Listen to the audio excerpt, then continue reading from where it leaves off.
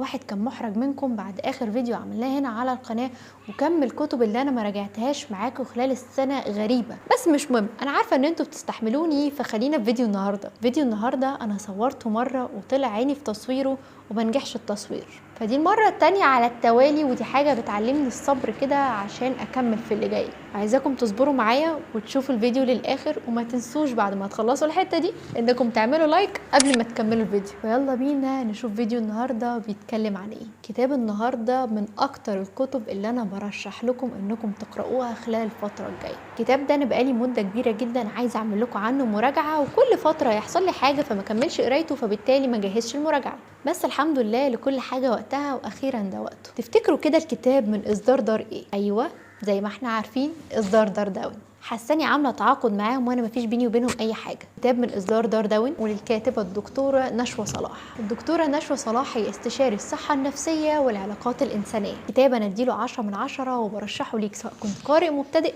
او قارئ بقالك مده. من ألذ الكتب اللي أنا قرأتها واستفدت منها بجد. ودكتورة نشوى الصراحة اتميزت بطريقتها في الكتاب ده بإنها بتخليك تتفاعل معاها. التفاعل معاها كان عن طريق أسئلة حطها في كل جزئية بتخليك تجاوب عليها، وتجاوب عليها وانت مبسوط لأن الإجابات بتبقى سهلة وبسيطة. احنا هنعمل نفسنا مش سامعين اي دوشه حاصله في الباك جراوند وبنكمل عادي. كاتبه صدر ليها روايتين قبل كده في 2015 و2018، يعني العمل بتاع النهارده هو ثالث عمل ليها. ايوه يعني الكتاب اسمه ايه اللي انت عماله تكلمين عنه؟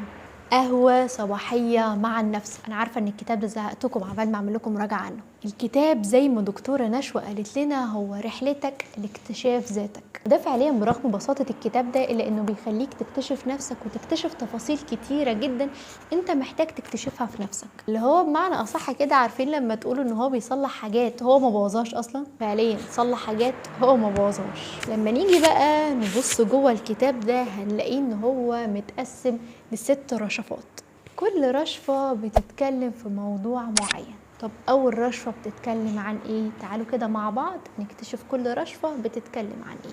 أول رشفة اسمها السعادة. كم مرة قعدت كده مع نفسك وسألت نفسك هو أنا ممكن أبقى سعيد؟ طب إزاي أنا أقدر أبقى مبسوط أصلا؟ الرشفة دي هتعرف إجابات أسئلتك دي، ده غير إنك هتكتشف إيه أسباب سعادتك من خلال إجابتك على الأسئلة اللي الدكتورة حطاها في الفصل ده. وفي نهاية كل رشفة الدكتورة سايبالنا ملخص لكل رشفة كانت بتتكلم عن إيه. نيجي بقى لتاني رشفة، ودي اللي كانت بالنسبة لي أهم جزئية، وأهم جزئية برضو كانت بالنسبة للكاتبة. طب الرشفة التانية بتتكلم عن إيه؟ الرشفة التانية هي الهدف.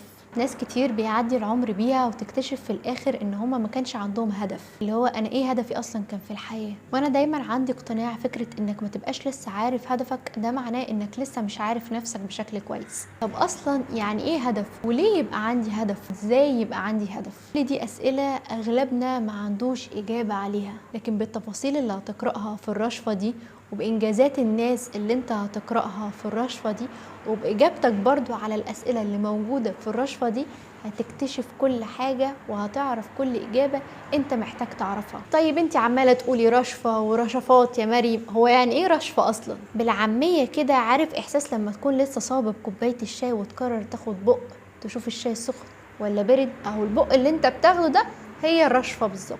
فاهمين حاجة ولا لأ؟ نيجي بقى للرشفة الثالثة وهي الشغف. حرفيا اكتر حاجة بتعطلنا في الحياة هو انعدام الشغف. انت مش خارج ليه مع اصحابك؟ اصلي ما عنديش شغف. بتذاكرش ليه؟ اصلي ما عنديش شغف. مش قادر ليه تروح الشغل؟ ما عنديش شغف. بقت حياتنا متمحورة حول ان احنا ما عندناش شغف. طب هل الشغف هو حاجة اساسية في حياتنا نقع فيها كده ونتزنق فيها اصلا ولا لا؟ في الرشفة دي وبعد ما تقرأ القصص الكتيرة اللي فيها هتكتشف ايه معنى الشغف الحقيقي، واللي وصفته دكتورة نشوى بانه اقصى درجات الحب. طب ازاي اعرف شغفي في الحياة؟ هتعرف شغفك من خلال قرايتك للرشفة دي واجابتك على الاسئلة اللي هتكون صغيرة كده اللي هتوصلك لشغفك. نيجي بقى للرشفة الرابعة. ايه بقى الرشفة الرابعة دي؟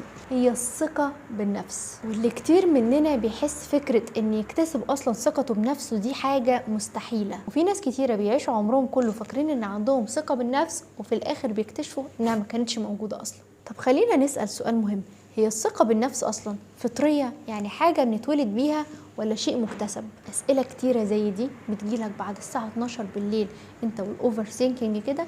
في الرشفة دي هتجاوب عليها. نيجي بقى للرشفة اللي قبل الأخيرة، أيوة الخوف. هو أصلا إيه شعور الخوف ده وإزاي نتعامل معاه؟ طب عمرك سألت نفسك هل الخوف ده درجات؟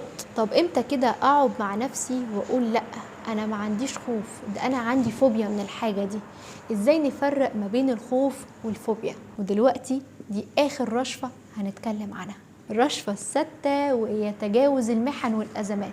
بعد ما هتخلص الكتاب وتوصل أخيرا لنهايته، وبعد ما هتلاقي إجابات كتيرة على كل سؤال بيدور في بالك ومصدعنا بيه، عايزاك تاخد نفس كده، تقعد تقرأ آخر رشفة بكل حب. تفاصيل كتيرة جدا وإجابات كتيرة فعليا موجودة، وتفاعل هيحصل ما بينك وبين الكاتب من خلال الأسئلة والتمارين اللي موجودة. وده يمكن أكتر حاجة بتميز الكتاب ده، هو وجود الأسئلة والتمارين اللي بتخليك تتفاعل مع كل حاجة مكتوبة. عشان كده زي ما قلت لكم إن أنا الكتاب ده برشحه لأي حد، سواء كان قارئ مبتدئ أو قارئ بقاله مدة، لأن الكتاب سهل وبسيط وتفاصيله مش مملة نهائي، فهتحس إن كل حتة بتقرأها أنت عايز تقرأها بتركيز واستمتاع. وبكده نبقى خلصنا مراجعات 2023 ونستعد مع بعض لسنة جديدة ومراجعات جديدة في 2024. فبتمنى تكونوا اتبسطتوا معايا السنة دي في المراجعات، وتكونوا مستنيين مني المراجعات الجديدة في السنة الجديدة، واشوفكم على خير في الفيديوهات الجاية.